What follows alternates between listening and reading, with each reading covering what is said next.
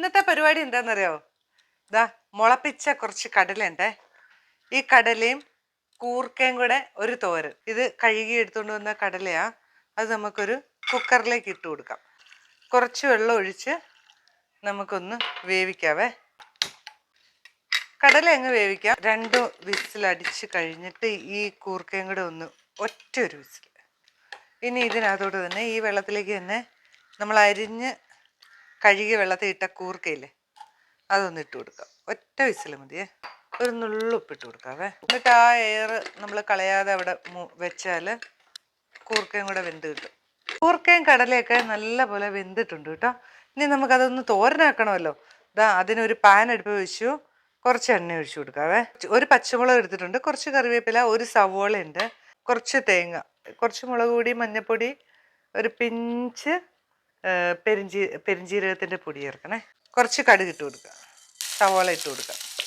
ഈ പച്ചമുളകും കുറച്ച് കറിവേപ്പിലയും. സവോളയൊക്കെ ഏകദേശം ഒന്ന് മൂത്ത് വന്നിട്ടുണ്ട്. കുറച്ച് മഞ്ഞൾപ്പൊടി, ഇനി പൊടികളൊക്കെ ഇട്ട് കൊടുക്കാവേ. കുറച്ച് മുളക് പൊടി, പെരിഞ്ജീരകപ്പൊടിയെ, തേങ്ങയെ ചേർത്ത് കൊടുക്കുന്നത്. ഇതാ കടലയും കൂർക്കയും കൂടെ വേവിച്ച് വെച്ചിരിക്കുന്നതും കൂടെ അങ്ങ് തട്ടിക്കൊടുത്തു.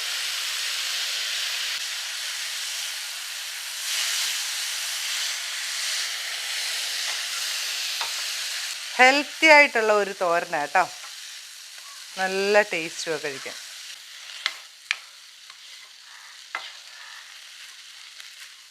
നന്നായിട്ട് മിക്സ് ചെയ്തിട്ട് ഒരു 2 മിനിറ്റ് ഒന്ന് മൂടി വയ്ക്കണം കേട്ടോ. നമ്മുടെ തോരനൊന്ന് തുറന്നു നോക്കണ്ടേ? ഇതാ നോക്കി, എല്ലാം സെറ്റായിട്ടുണ്ട് കേട്ടോ.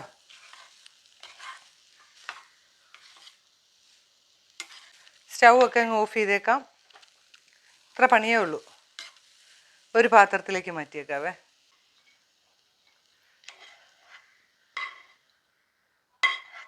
അങ്ങനെ നല്ല ഒരു അടിപൊളി തോരൻ ഇവിടെ റെഡി ആയിട്ടുണ്ട് കേട്ടോ. കടല ഇപ്പം മുളപ്പിക്കാൻ പറ്റിയില്ലെങ്കിൽ വെള്ളത്തിൽ തലേദിവസം ഇട്ട കടലയാണേലും മതി. കൂർക്കയൊക്കെ കിട്ടുമ്പോൾ ഇങ്ങനെ ഒന്ന് തോരൻ വെച്ച് നോക്കണേ, നല്ല ടേസ്റ്റാണ്.